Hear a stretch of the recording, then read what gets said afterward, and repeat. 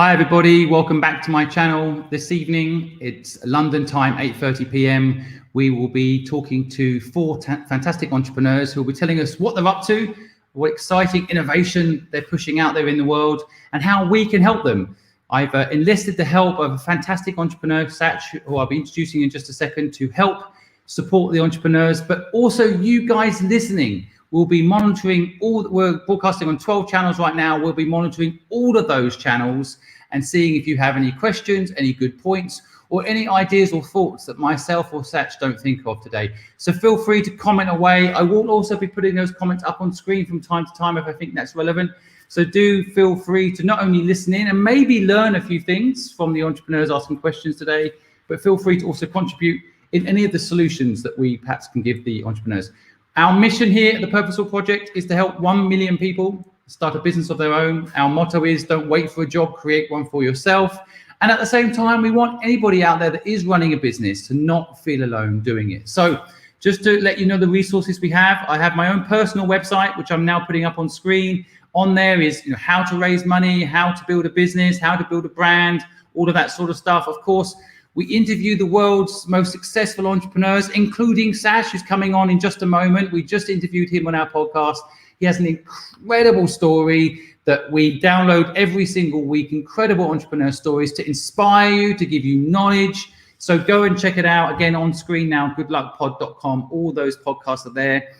If you want to come on, as we are doing today, and get 15 minutes worth of help from myself and my network, then simply apply at purposefulproject.com, and we will always get back to you, even if we can't always allocate time, but we always get back to you and try and help you. But we do try to pretty much every day. It's my third broadcast today. Every single day, try to get to entrepreneurs that need help and give them the support they need. We're not selling anything. We're not asking for anything. This isn't a way of getting you into our sales funnel.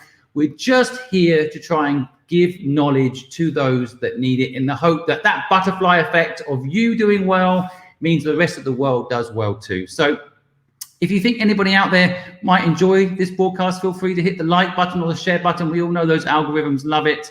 And I want to welcome up quickly Satch before we bring on our first guest, Sarah Davis, who is waiting in the waiting room. But I just want to introduce you to the entrepreneur who will be helping me help the entrepreneurs today. And it is Satch on stage. How are you? Very well. Thank you, Simon, for having me. It's a pleasure to have you. And I really enjoyed interviewing you on the podcast recently. And I have, again, an honor to have you here. Maybe just for my audience that haven't already heard of you, and I can't believe none of them have, but just in case, would you mind just giving kind of the 1 minute overview about who you are and what you know? Sure. So my name is Satch. I was the co-founder of an online fashion company called secretsales.com, which I launched back in 2007 at the tender age of 22. With no experience, no real background. And, over the course of 10 years, we raised £24 million worth of money that came in through a bunch of VCs. We scaled the business from, no people to more than 150 within that period. We were turning over, at the time that we sold the company in 2017, 47 million. And, since then, I've been doing a bunch of things, helping businesses. I work as a chairman for a new marketplace which is in the furniture space, and as a non-exec for a handful of others. And it's nice to now sort of share the experiences. And I have to just say that, not all of the stuff that I've been through is good. In fact, the majority of it isn't good. It's really, really bad. And it's that learning and that experience that I want to share with Simon and his audience and anyone that's interested, really. And it's building a business doesn't have to be always so unique. I know it feels that you're alone, but a lot of the time people have been there and done that. And learning from these experiences that other people have gone through should not just help you feel that you're not alone, but give you the guidance that you need to not make the same mistakes. And that's really what today is for. And again, thank you so much for giving up your time this evening, Satch, to help our entrepreneurs. Really appreciate it. So first up is Sarah Davis, aka Roxy. Hi, Sarah. Welcome on stage. And maybe would you mind kicking off by telling us a little bit about what you're up to and how we can help you today? So Sarah, can you hear me? Sarah, are you there? Yeah. I've just started after a few. Can you hear me okay? Yes, we can. Yes. I can hear you. Can you hear me? Yeah, it's like a Zoom day, isn't it? Every single day. This is the conversation I'm having. I'm here. Can you hear me? I can't wait for coffee shops to be We open. can hear you. Probably a really bad connection. We can hear you. I think your connection might be bad, but we can hear you. So go ahead. I know. Okay. After I've just got into starting a Shopify store. So into buying and selling. Can you hear okay? Yeah, we can hear you. We can hear you. Go ahead. That's okay. Yeah, so after losing a lot of money through various network marketing, affiliate marketing, etc., my passion is buying and selling. So I started up a Shopify store, print on demand, and I'm just going through the motions to do that now after paying out quite a bit. So it's really how to make that successful and really not to lose any more money than what I have done in the past, if that makes any sense. Yeah, it makes some sense. So what's the ultimate goal with the business? What's your dream of it? Well, I'd like to, what, as in monetary wise, or with what I'm actually selling?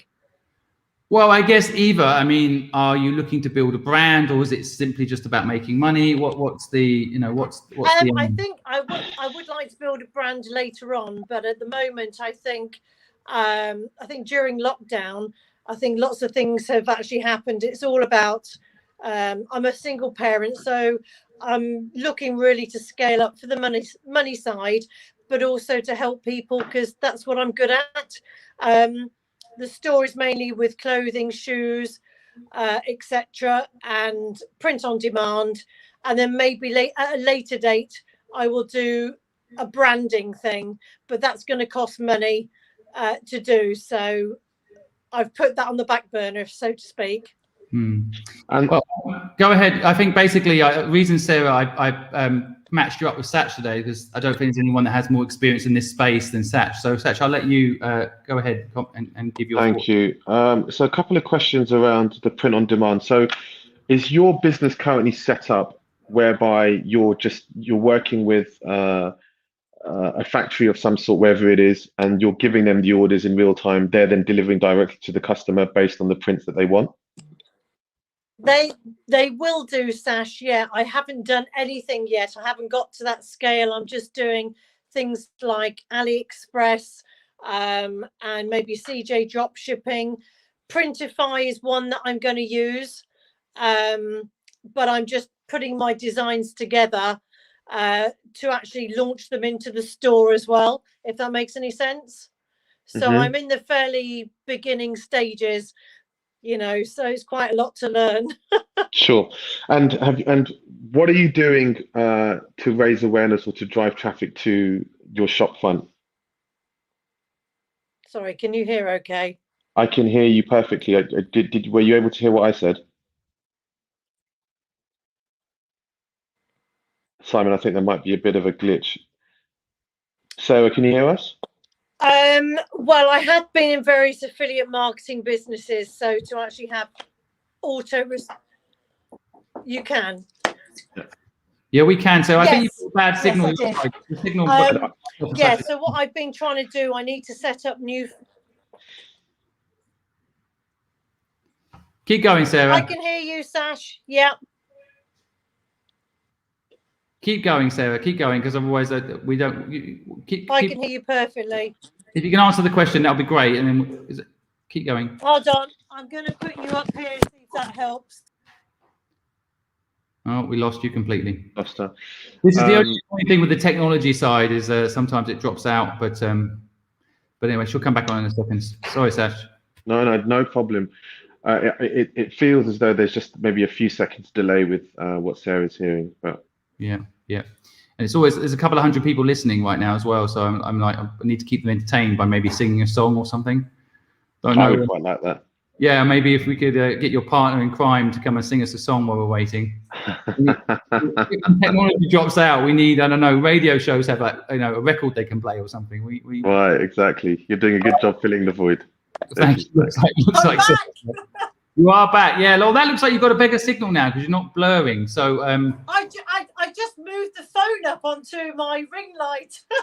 Right. Well, Okay. did you catch what Satch said? I did, yes, regarding traffic, etc. Yeah.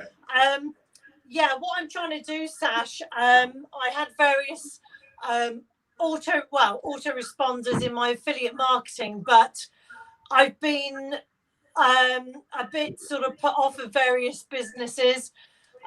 So I've got to restart that again. So that's how I'll drive my traffic. So I'm just looking into that again at the moment. So there's so many out there at the moment, like ClickFunnels. Right, so you are looking at sort of quite generic, basic PPC campaigns, and touch points that through search, etc. You are. Okay. And you said that your main metric here, so success for you looks like it's a monetary value rather than how you see the business in 2 or 3 years' time. You're trying to build a lifestyle business for yourself. Yeah, it's about a lifestyle business, to be honest. It's not, this is just one of, it could be just the clothing, it could be other styles later on, the furniture or other bits and bobs. But what I'm good at is selling, clothes, shoes, furniture. I'm pretty much good at selling most things. But I think what I've been lacking is the support system and mentoring, if that's been... I'm very good at helping other people, but when it comes to myself, it's pretty difficult. Yeah. And how are you sourcing the product, your clothes and shoes and other things that you're selling?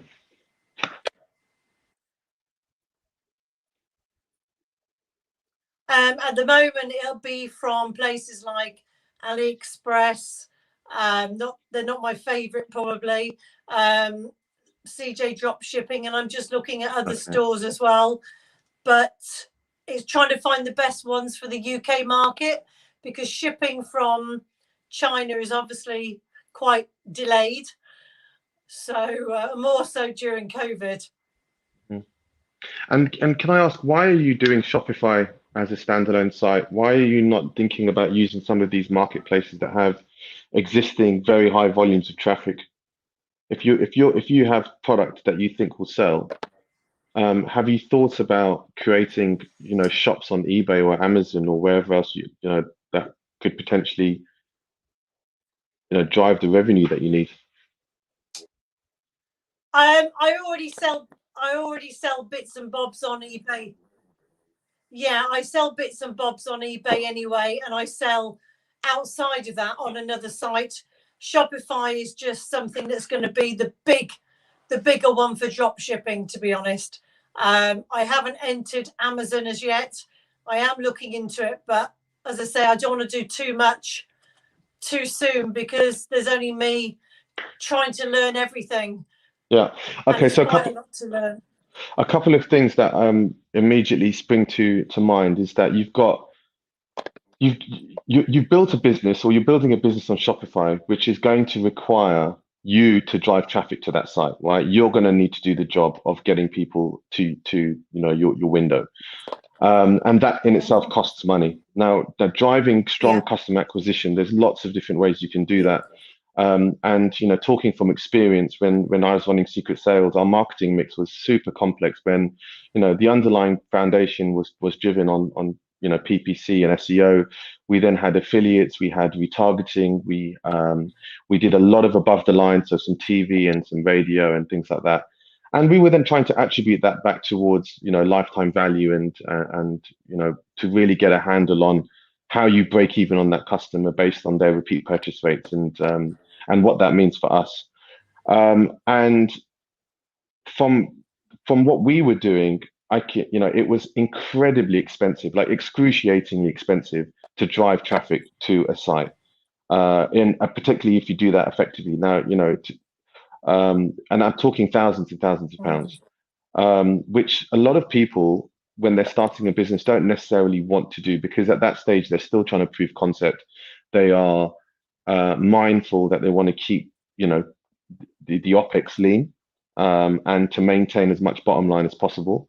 And so, the easiest way to prove concept is to test your products on marketplaces that already have traffic that you can exploit and leverage. And so when I mean sell on eBay, I don't mean sell individual products on eBay. I'm talking about having a shop of your own on eBay as a seller, and consolidating all of your products in the same place. And doing so, that there are businesses out there who are completely trained in helping you as an individual create this shop, and not just create this shop, but to leverage the traffic, use the right keywords, make sure your descriptions are correct, and do everything that you need to do to funnel that customer towards the checkout. By the way, Amazon as well, there are thousands and thousands of companies that are making like ridiculous money, like millions of pounds a year, just by selling on Amazon. And all they're doing is they're going to China, they are finding products from Alibaba, or in your case, from AliExpress, or wherever it may be, finding products that you think are good quality and have the right selling potential, and they then repackage it up and they sell it. And a lot of the time it tends to then be about price, and you can even exploit fulfillment services, particularly with Amazon, right? And there are other eBay sellers that will do all of this for you. So Sarah, the I guess point, if I was in your shoes, it's all fine to have a Shopify site, but you need to be prepared, and you need to understand what that's going to entail, and what you're going to need to do to get that off the ground. And when I started Secret Sales, we put my parents' house on the line and borrowed 100 grand, right? And that 100 grand, we then spent money on marketing and doing things. And I'm not telling you at all to do that. It's a very silly thing to do. But back then we felt like that was the right thing to do. In your case, maybe there are people that believe in your project that may invest in you, or to do other things like that. And then you can, accelerate a little bit further. But if you haven't considered, because it's all well and good having an amazing portfolio of products that you've bought and you've curated and merchandised on your site, but if no one's looking at it, it's like having a shop on Selfridges on Oxford Street, like Selfridges, or having Selfridges in the middle of the Cotswolds where no one would be going to. So I think that's the bottom line to all of this is, how are you going to get people to see your product? And then once you've done that bit, the second part of this is, how do you then get them to convert? And that's a separate conversation around looking at your funnel and all of the different touch points, including how your UX and UI interface works with the customer's behavior. So Sarah, we only have a limited time together, so this is really just a quick hello and a quick awareness. Hopefully what Satch says, it resonates with me. I hope it does with you too. I just want to say a few people online are commenting, of course, about why not have your own brand. I'll just pop some of them up on screen. I don't know. Gemma is a regular contributor to my broadcast, but she's saying there's apps that will sync with your product that might help you sell. And why not consider your own brand? And then we've lost you on the signal, which is probably a good timing because Louise is waiting in the wings to come on. So. Hi, Louise. Thank you so much for your patience. Thank you for having me. It's a pleasure to have you here. And so, well, look, do you mind kicking off by just telling the audience listening and myself and Sasha a little bit about what you're doing and how we can help you today? Thank you. So I run a platform called Beyond the School Run. It's a platform to empower parents to connect with their skills and talents in the hours available to them. I set it up to basically to create change, to enable people to connect with talents, purpose, even whilst they're caring for their children.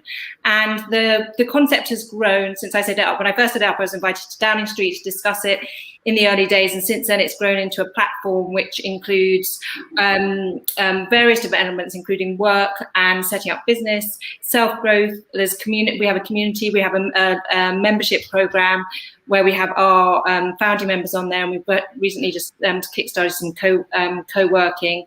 We have and another part is self-growth, wellness, spirituality and purpose, and training. So the whole idea is it's a place for parents, predominantly mothers, to connect with a new way of working, a new way of thriving, and ultimately then create a new way for future generations.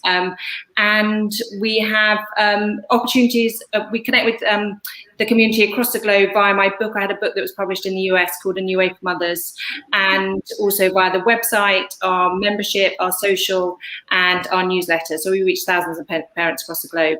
And it's just at the stage where that people know us. We've got a great reputation. I'm looking to grow it, and I saw this opportunity as a chance just to possibly to sort of gain any wisdom from yourselves in taking something to the next level.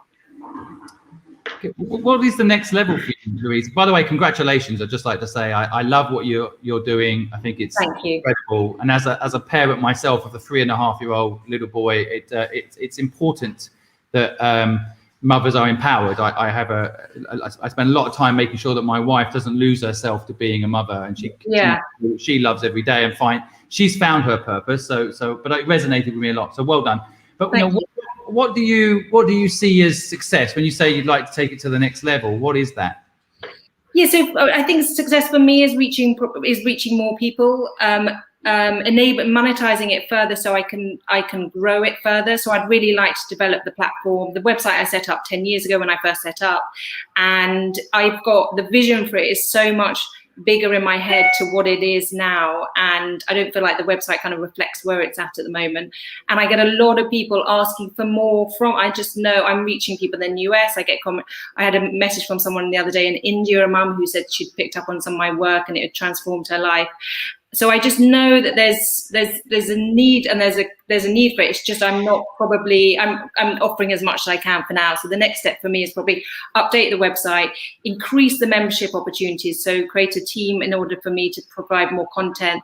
The founding members have supported me, who really kind of get the concept. I want it to become like a global network for mothers where they can come together. We can support each other across the globe in underdeveloped countries, in developed countries, in creating new businesses, developing business ideas. I'm convinced that our connections and our talents, once put together as a puzzle, can really not only create great change, but also can change people's lives in countries that they need it.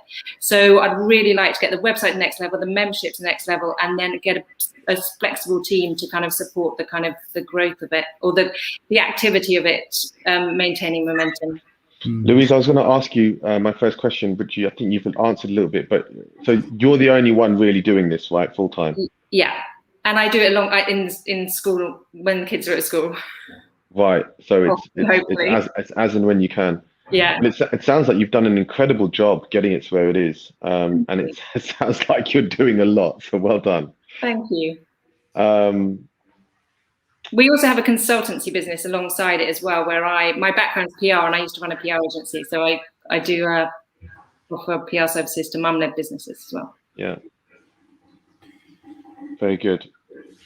And so what, you're looking to take them to the next level, and by that you mean you're looking to raise funds, or you're looking to get investors, or?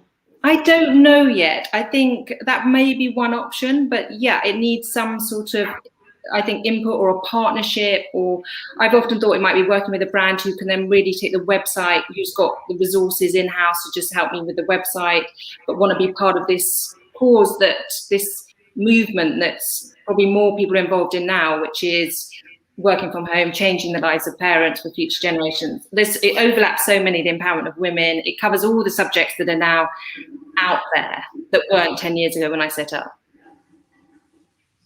I mean, all of the comments you've suggested would be great, right? One of the strongest ways of creating communities or accelerating growth is through cross-pollination. So finding a brand that's non-competing, that has an existing audience that is similar to your target audience, and finding an agreement that provides both businesses mutual benefit. And, you know, there are some companies that have done that extremely well and, you know, have really succeeded.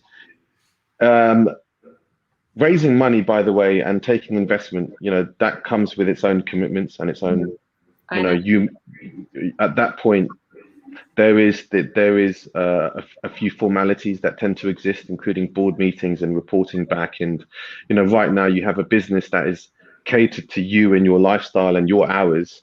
Yeah. And, you know, it can very easily turn into a business that requires a lot more than that.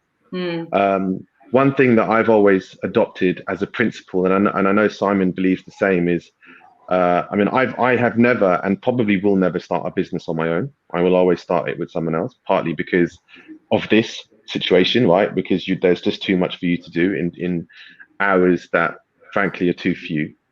And, you know, sharing that responsibility is something that it's helped me. And I don't know whether you're at that stage where you are thinking of bringing people in, but it might be, you know, a consideration where you would potentially, you know, open up a pool of equity for people and incentivize people that way to try and help, you know, encourage the right type of person to come on board to give you that, you know, the skills in the areas that you are not strong at. And that's really key, is to not bring in people who are similar to you. You have to bring in people who are covering the areas of your weakness.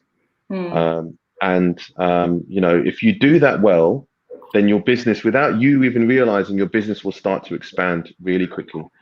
And I'm a big believer in hiring people who are much smarter than you. So, and I'm not saying that you're not smart. I'm talking about me personally. You know, things just to be mindful of. But, you know, it sounds actually like you're thinking about all of the right things, you know, updating the website, creating a global network for mothers. You know, you do that by cross-pollination and things like that. Brilliant. Yeah, Louise, I think what Satch just said there is you have to know yourself very well. I'm actually running the Purposeful Project as a sole founder right now, and I hate it. I like to work with people. That's why I'm roping in Satch to help tonight, for example. I mean, I think with the mission that you're on, it is so big. You need to get help. What would I do if I was you? Yeah. Without the ins and outs, I'd probably build almost like an ambassador army of mothers who you've helped already, and you convert them into partners. Now, you know, partners is a broad term. Maybe it involves equity, maybe it doesn't. But the most important thing is that you're aligned to the goal mission of the business. And I think then working with them to monetize this. I mean, I don't know how many members you have right now, but if you've got thousands of members, and Gemma in my comments has just mentioned this, so I'm half stealing her idea, but, you know, can you convert those members into paying customers? Maybe, you know, is there a way, if you stopped what you're doing tomorrow, who's going to feel the pain? Who's going to be upset about that? And therefore, you know, who's willing to pay to get help? Now, it's not just about getting paid, but getting paid, what it does do is it allows you to hire people. It allows you to expand the offering to the ambitions that you have. You mentioned earlier, you know, having a meeting at number 10. If I was you, I would also pursue the government route. I think there is a lot of the British economy, in my view, that could be powered up if people like yourselves, you know, you were given time to work on businesses when you've dropped the kids off. I drop my son off at nursery every day, so I know how long that takes actually, and I know then I pick him up at 12, so I literally have 3 hours to kill while I wait to pick him up. And so, you know, I can be pretty productive in those 3 hours, but I'd love to have help to be more productive, in particular find my purpose. And I think just one of the things I find confusing about what you're doing, and I mean, and hopefully no offense by this, is it's so broad. Yeah, I don't necessarily know clearly what you offer. So for example, I just invested in a business called Peas and Pod, and they're doing Montessori subscription. So any Montessori group, anyone that's a fan of Montessori education, they just pop into that group, they say, this product is Montessori in a box, and people order it. They just know so clearly their demographic, and then people pay £20 a month for that box. I wonder if you've got that similar, you know, trigger. Maybe I just don't know it, but have you got that similar trigger? It's not so specific. It's I almost kind of see it as it's like an umbrella. It's like the car phone warehouse for the phone world. It's the car phone warehouse for everything in this space. So I'm sort of like I am a connector, and it's bringing everything together. Even the people, like we've got support and so the Montessori one would be perfect on there. Is when parents need to come somewhere, they know that they come to Beyond the School Run.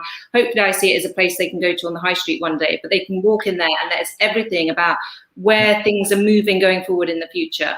And it's progressive and it's inspiring and it's got every connection. At the moment they base it on so I'm feeding them the connections because this is what I believe in. So it's a hub. It's like an overview for everything in this space. So it is really broad, but I find it really hard to narrow it down.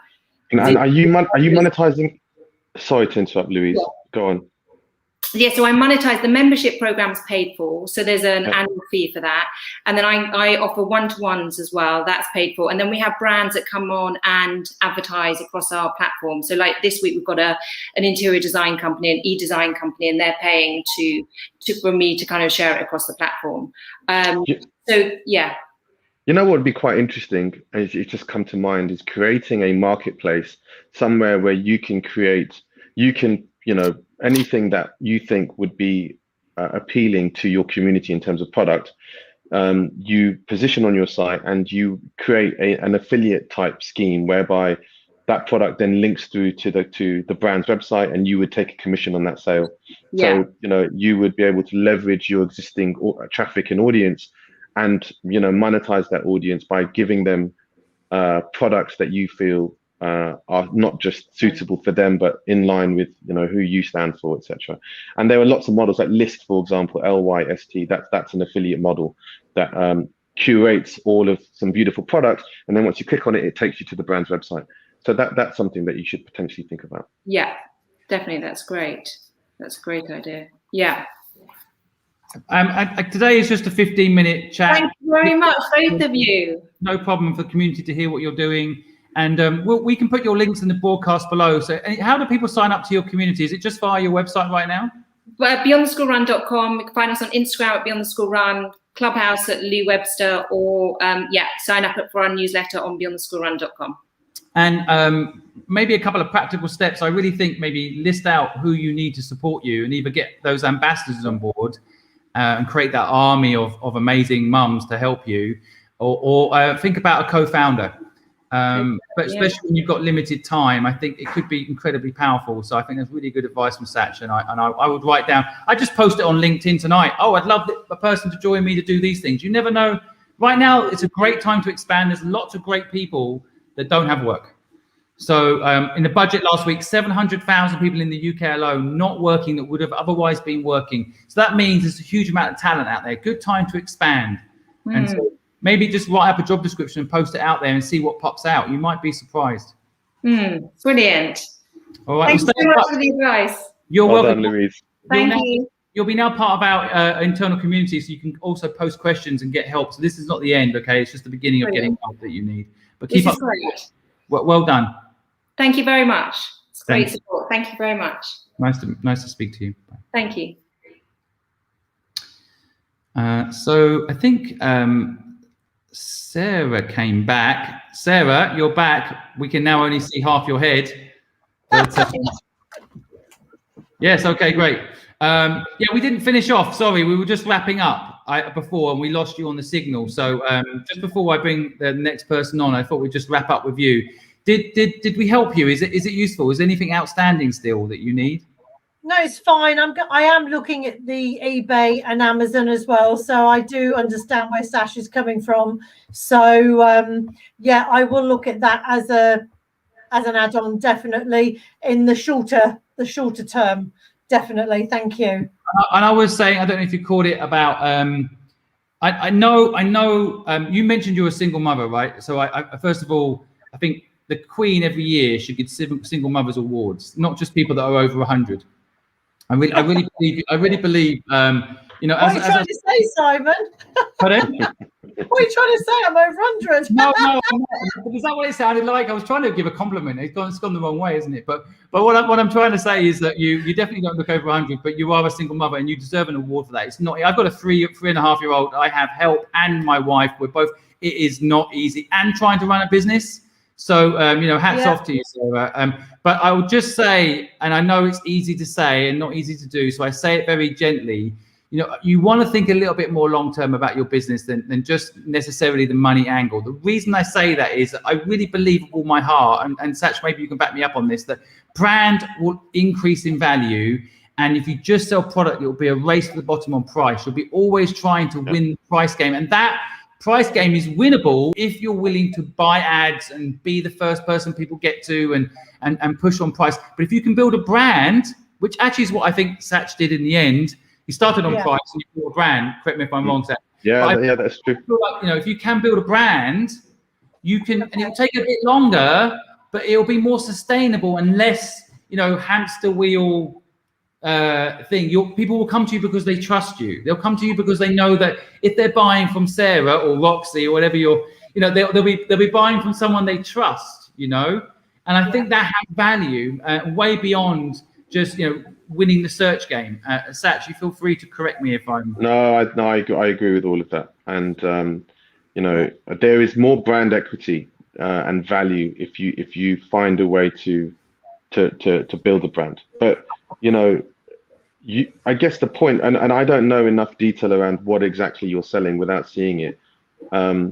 But if there was one thing that I would probably offer you as a parting gift, is that just to make sure that whatever you're selling, remember that customers, when they're shopping online, they're buying the image, they're not buying the product, right? So whatever you decide to sell, and however, if you decided to build a brand, it's got to be like, really, the imagery's got to be strong. And I'm talking about the product specific imagery. And the more images you have, what we noticed was that you could have 2 to 3 images versus 5, and the 5 images would increase conversion by about 20%. So always go for more. Give the customers, they're buying the image there, and give them as much information about that as possible, and use lots of fluffy adjectives.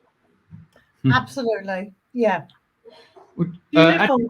My next guest is having technical difficulties getting on, so we can talk a little bit further very quickly, Sarah. But do you have one product that sells the best? Do you have a flagship product that you kind of know you can sell? Well, I'm a bit of a Dell boy, to be honest. So I mean, good website name, by the way. That I'm surprised no one's done that. I've not seen dellboy.com. That would be a brand. I'm definitely. Well, I was going to say I'm the Dell girl. Roxy Dell boy, But yeah, I mean, I do a lot of new and pre-love stuff. So, but Shopify was just to start. But eBay, I do again new and pre-love. So I haven't got the one brand at the moment, because I'm thinking clothing is just, you can buy clothing anywhere.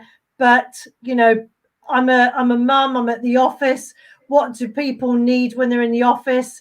Fitness stuff or whatever. So I'm trying to see what the one brand would be. So I'm still working on that. One thing that's worth doing in your case, Sarah, is trying to find a way to make your decision making based on data, right? So the stuff that you buy, you should be looking at, like if there was anyone with some background in technology, or an engineer of some sort, they would be able to help you scrape some websites or to gather data in some capacity, and use that data to see what people are searching for, see what people are actually buying, and in what color and in what size, and just buy that and then sell it for a cheaper price. And you will, without doing anything, you will have already caught out that demand, because there's no point. The thing about buying, like when we were at Secret Sales, we were selling. We had at the end of it 1,500 different brands we worked with, from everyone from Thomas Pink to Aquascutum to Karen Millen, through to Diesel, Gucci, and so forth. And we had a team of 15 buyers, and in total a team of 21 with assistant buyers, etc. And they were all going out selecting product that they thought was right for our business. And I can assure you that a lot of the time, the emotional decision that you make as an individual to say, well, I think this is great, is very subjective and it's very individual. And buying for the mass market versus buying for yourself, I can assure you, is a very difficult thing to do, because you have to take away your emotion, and it's your emotion that's attracting you to that product in the first place, right? And so there have been countless times when I have said to my team, don't buy that. It's a dog. It's going to be terrible. It's not going to sell. And then we sell thousands of it. And I stand corrected every time. And the thing is that we went from an emotional decision-making business where we would buy based on intuition and what life taught us, to giving our buyers every week a list of things that were selling the previous week and the things that they now need to buy for the next. So it was very, very, very scientific, and there was no finger in the air. It was all like, this is it. This is, and it took away the guesswork, right? It made their jobs less interesting, but it made our success greater, right? Because we knew what customers wanted. And a lot of the time, by the way, if I had it my way, I wouldn't have sold it. So my guidance to you is just be conscious of what it is that you're selling, and how can you, ensure that what you are buying is efficient. Because, by the way, stock is a liability on your balance sheet. A lot of accountants will look at it as an asset, but let me assure you that it's a degrading asset, and it therefore is a liability. And if you don't sell your inventory in its entirety, the balance tends to eat your profit. So you've got to be super good at that. Okay. But by the way, marketplaces, which is what I was suggesting before, where it's on demand, is easy, because then you don't actually access any inventory. You're delivering based on what's been purchased, but then you just take a lower cut. Yeah. Thank you very much.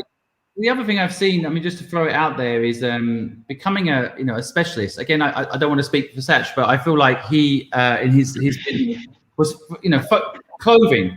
It was clothing, right? So initially, can you be focused on one thing and get known for it? Sarah? I mean, that's another thing. People might seek you out for those deals. And by the way, one of my listeners, again, Gemma is always contributing. She says that you should buy Delgirl.com. It's available. So that sounds a bit dodgy, maybe, but hey, there you go. I just need the little car to go with it. What a great marketing. In England, everyone would love that. Imagine that. You sell it out the back, you deliver it in those yellow vans. I can't believe no one's done this, actually, as I'm thinking about it. And you've totally got that vibe, that fun vibe going on as well. So but look, thanks for coming on and sharing your story. We wish you a load of luck, Sarah, and stay in touch. You're now part of our community, so that the community will help you. And keep us informed of how you get on. All right, pleasure. Thank you very much. Good luck, Sarah. Thank you. Thank you. Hi, Paul. How you doing? I'm good. How are you? Good evening. Hi, Satch. Hey, Paul. Good to see you.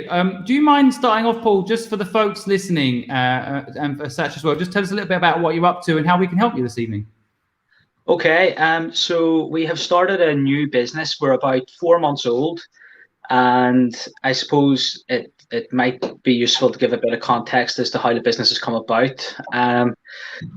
It's a weird story. I think I've been following you for a while, Simon, so I know that you talk about luck, and I feel like this is a bit of a luck story in a way. I've got a famous dog. My dog's got a bit... Famous dog.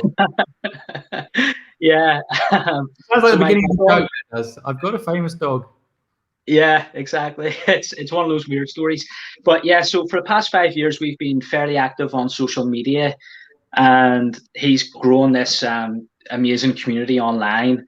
And for years, we've been asked to do merch, and we've always avoided it because we didn't want to. I suppose we didn't really want to monetize our dog and feel under pressure to always be creating content and trying to sell things. We just wanted it to be cute dog content and just have fun with it. But more recently, we decided then, okay, if we're going to do something like this, we'll do it for the dogs, and we've created a harness range. So dog harnesses, accessories, basically, bow ties, bandanas. Things have been going well with it since we've started, but we didn't know what we were getting into. Neither of us are business people, and there's a whole lot more to business than just having products and putting them on your website. And I suppose we're at the stage now where we're looking at paid ads and things like SEO and words that mean nothing to me. And we need to look at hiring maybe a marketing agency. What questions should I be asking? Because it seems like a minefield. I've had some conversations with people, and like the quotes that we've been given vary from quite low to extortionately high, and I don't know what I'm going to get for my money. I've got a lot of opinions on this, but I think Sash is such an expert in this area. I'll let him go first. I have a few questions. How big is the community on social? How good is it?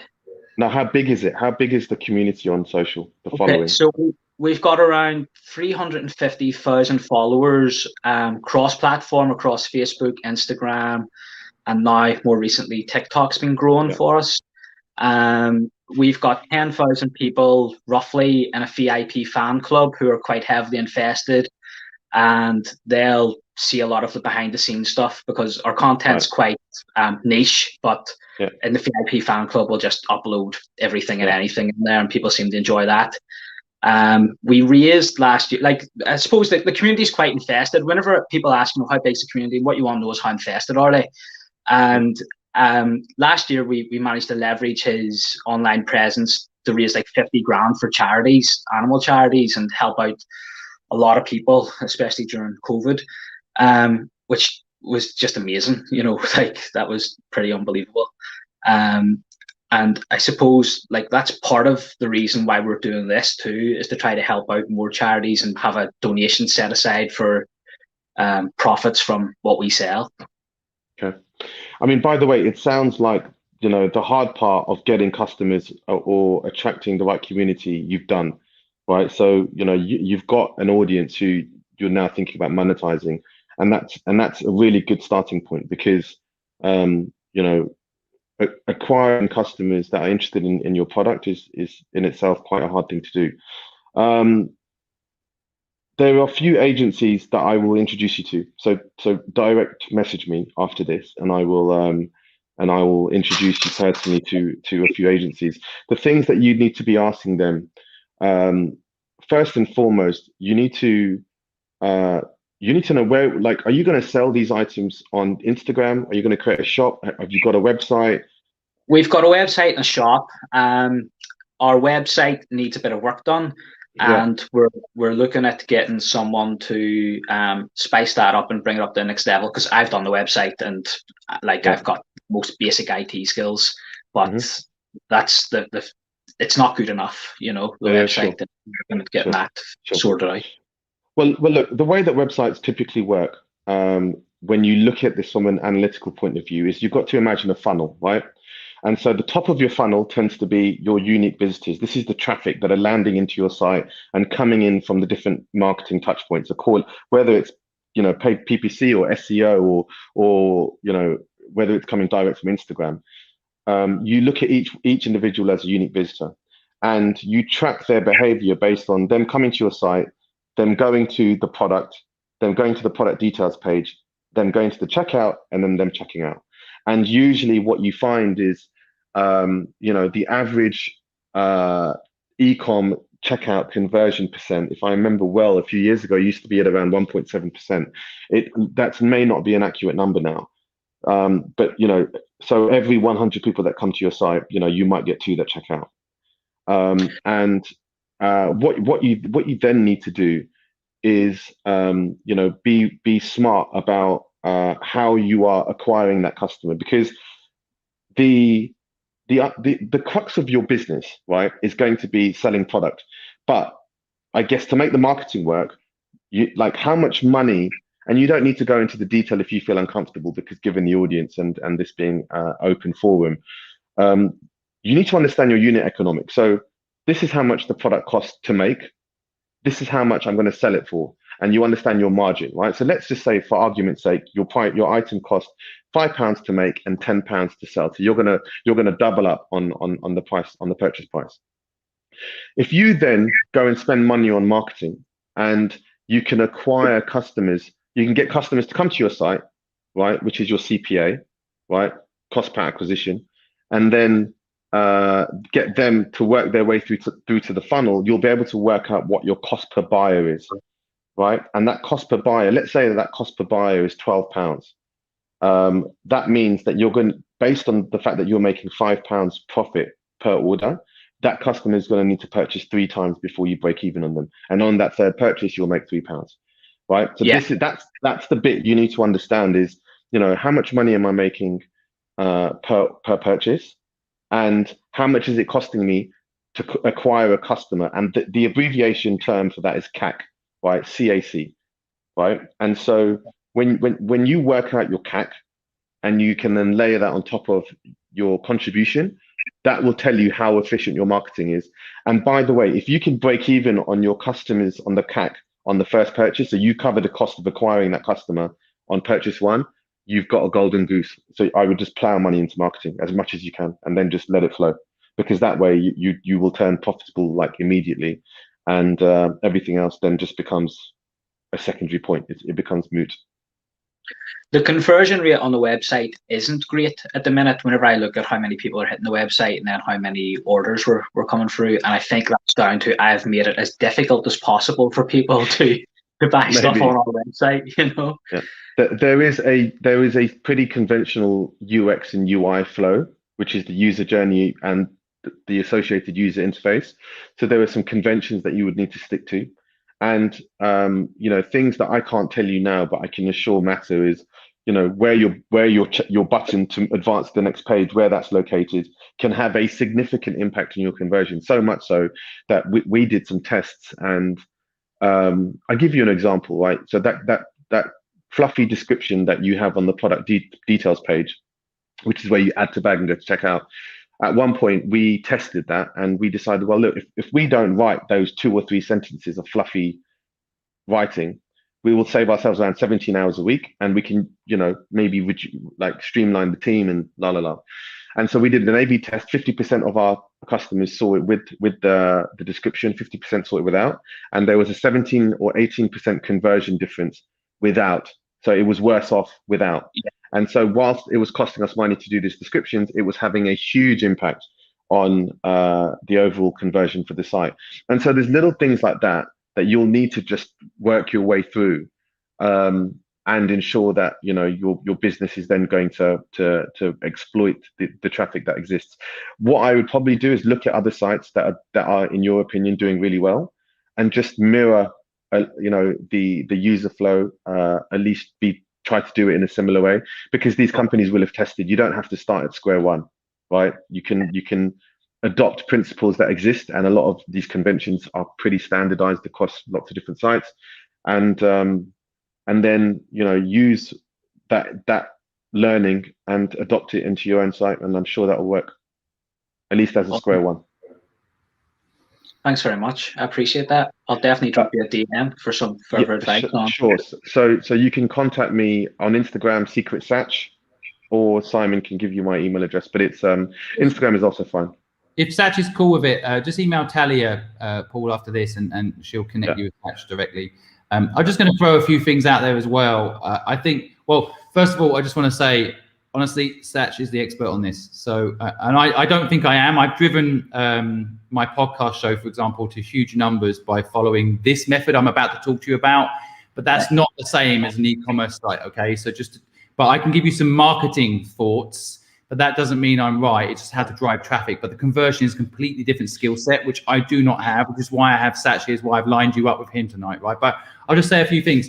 First of all, you were very honest at the beginning about saying you're not business, okay? There's 2 ways to change that. You either stop saying that and get good at business, right? Or you get a business person in, right? You're not full-time on this, are you? No, it's myself and my girlfriend.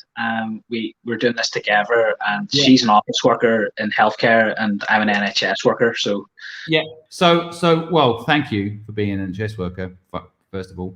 But I think you probably need to step up and say, right, one of us has to run this full time, get serious. Or because sometimes people talk about, I wish I could get more traffic, and what they actually mean is, I wish I could find more time to put more energy into the business to make it work, right? So there's no magic to traffic, actually. It is just effort, pushing all the buttons, right? And being present in the business in the moment. Like Satch was saying, I think earlier, he was saying, check the data.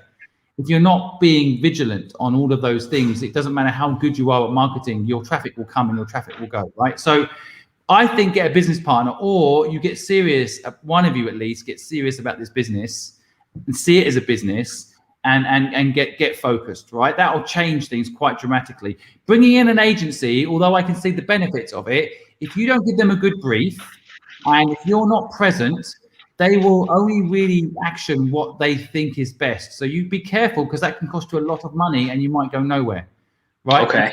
Your foundation, your initial foundation needs to be strong. And I think that comes from being committed to the business, right? So that's one thing. Of course, and again. Oh, you've mic's went off, Simon. Yeah, Simon, you're on mute. There you go. Oh, did you hear me though before that? When did it go off? We got off course. Oh, okay. Did you hear me talk about getting a business partner? Please tell me you heard all of that. Yes, we heard all that. I was saying, like, I've been talking for like 2 minutes, and because that's happened to me many a time. But and then yeah, my community is saying this, so I've got such a good community here. But they're basically saying that but I can put the comments up in a minute, but there's all sorts of different ways to get product without costing you any money. So I'll just throw one up on here again. Gemma tonight's being an awesome contributor, but you can get, products without it costing you money, so you don't hold inventory, right? And they can also help you sell the product. So that's something to think about. But I think social media influencers is another angle for you. There's a lot of people that love anything pet related. Okay, so I'm sure you've looked at this, but there's that. If you get social media influencers on board, they can be affiliate marketing partners too. So they can benefit from posting. If they share I don't know how you're doing it, if they share one of your funny videos that has your dog wearing the collar, and then if you love this collar bite here, they can also make revenue from it, right? Yeah. So it's something to think about. I'm about to launch a partnership with a very big social network. And I'm quite surprised. I don't think I'm allowed to name drop, so I might get into trouble because it's not a formal partnership yet. But people like Lad Bible could be potentially good partners for you, and they're very open to partnerships, platforms like that. And so I can see, Lad Bible being potentially a good example of someone that already has a big network beyond yours that you could partner up with your content to then produce an outcome, right? So then I also think my instinct is you're not leveraging PR enough. I think you've got a huge PR opportunity, especially around the charity stuff. If a dog is raising £50,000. No, go ahead. Sorry. Yeah, I'm hoping to try to leverage that a bit more in the coming weeks, because we've sort of done our first launch of our products back in November, and we're going to be doing a second launch of a new sort of set of harnesses and different designs coming in May probably, and we're going to announce one of the charities that we're working with in April on the run up to that. Right. And hoping to maybe, because of Harzo's, that's my dog's name, Harzo, by the way, in case you're wondering what I'm talking about. Because of his social media pages, we've got quite a lot of contacts with some of those large media pages that you're talking about, and even just newspapers, news articles online. So I need to put together a bit of a brief, I think, and send that out and say, look, this is what we're going to do, and see if anybody will pick up on it.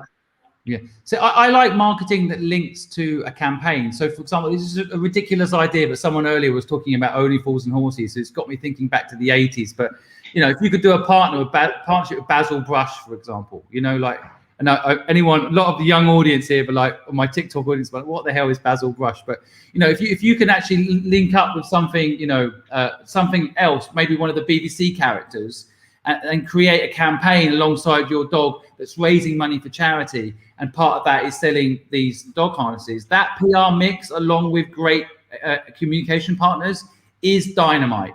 And no way that is something you can probably pull together yourself.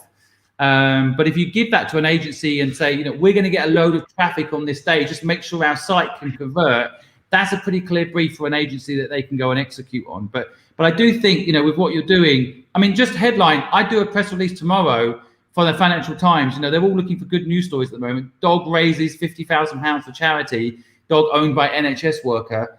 This is kind of the beginnings of great PR, frankly.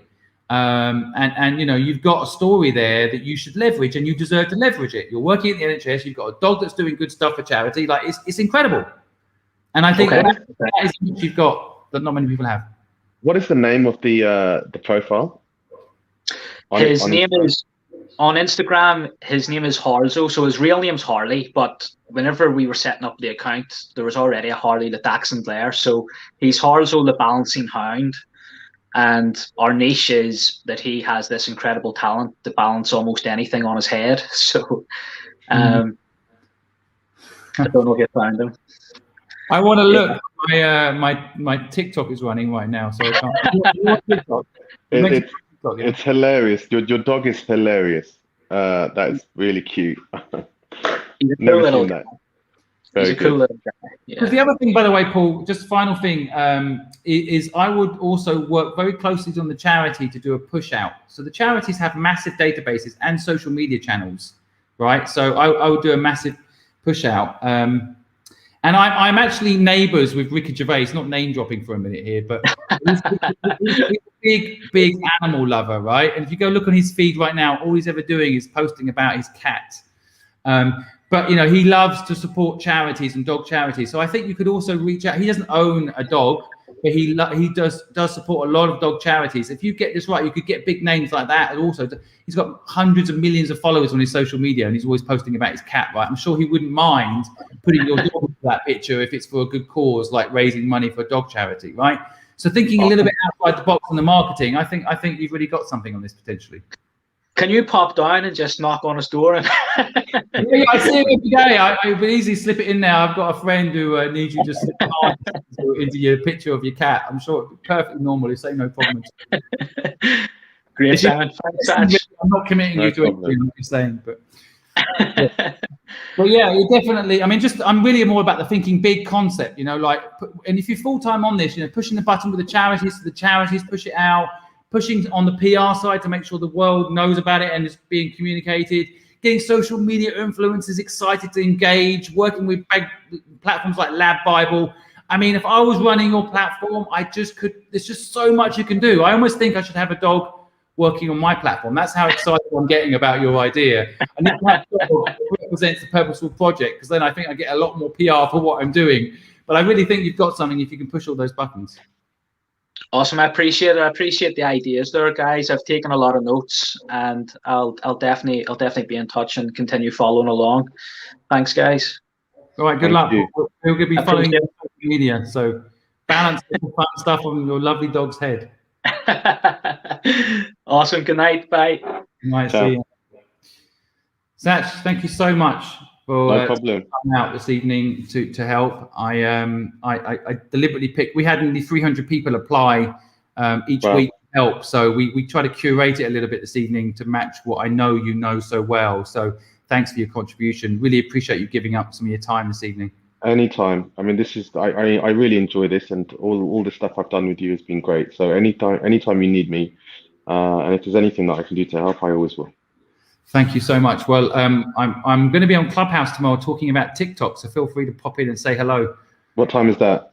10 o'clock. I've got Mark Tilbury on. He's the most popular person on TikTok in the UK. 6.1 million followers. His last video got 2 million views. Wow. And he's coming on in the morning to do TikTok audits on people's accounts. And we're going to have a little bit of an argument about is Clubhouse better than TikTok? So welcome to come and join in. Okay, I'm going to do that. I'll see you tomorrow. See you tomorrow. Thanks again, mate. No problem. So that's it, folks. That's our broadcast for this evening. Thanks so much for joining us. I want to say a special thank you to Gemma, John, good to see you. Brendan, thanks for joining in. Metafix Physics, thanks. Joe, Sarah, Frank, Talia, as always, thank you. Thanks everybody for contributing. I saw all your comments. I stole some of your ideas and made them my own. We're giving them to the entrepreneurs tonight because I couldn't put them up on screen quick enough. But thank you so much for contributing and helping.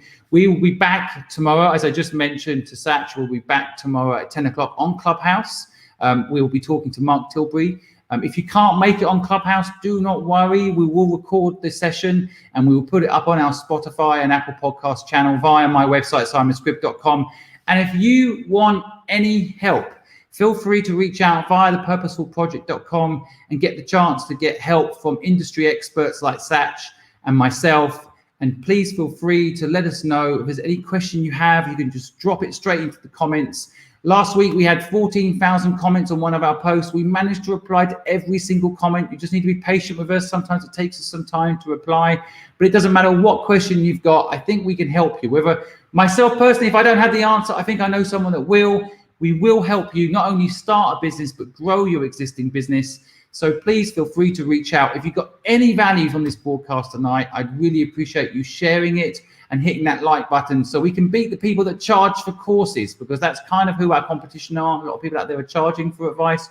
We're not, we're free. But because we're free, we're not going to spend millions advertising to charge you for a course. So feel free to help us help you. Hit like, hit share. It means a lot. And again, thank you to all of those that contributed this evening. I feel honored that you join us for this broadcast, and I'll see you again tomorrow.